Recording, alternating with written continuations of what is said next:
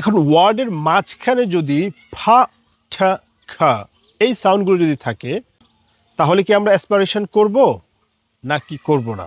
এটা কিন্তু একটা খুবই গুরুত্বপূর্ণ কোয়েশ্চেন। ধরবো নাকি ছাড়বো? সো এখানে ভেরিয়াস সিচুয়েশন হতে পারে। যদি ওই যে সাউন্ডটা আছে সেটা যদি একটা স্ট্রেস সিলেবলের শুরুতে হয় তাহলে ওয়ার্ডের মাঝখানের এই সাউন্ডগুলো অ্যাসপারেশন করতে হবে, অ্যাসপিরেটেড হবে।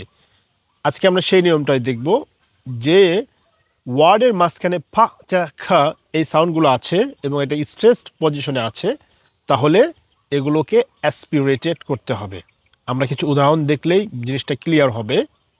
Up here, up here, repeat, repeat, depend, depend, return, return, attack, attack, attend, attend, become, become, because, because, account, account.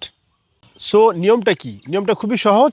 ওয়ার্ডের মাঝখানে যদি ফা ঠা খা এই সাউন্ডগুলো আসে এবং যদি এগুলো স্ট্রেসড হয় তাহলে অ্যাসপারেশন করতে হবে। Thank you very much for watching. See you in the next videos. আসসালামু আলাইকুম রহমতুল্লাহ।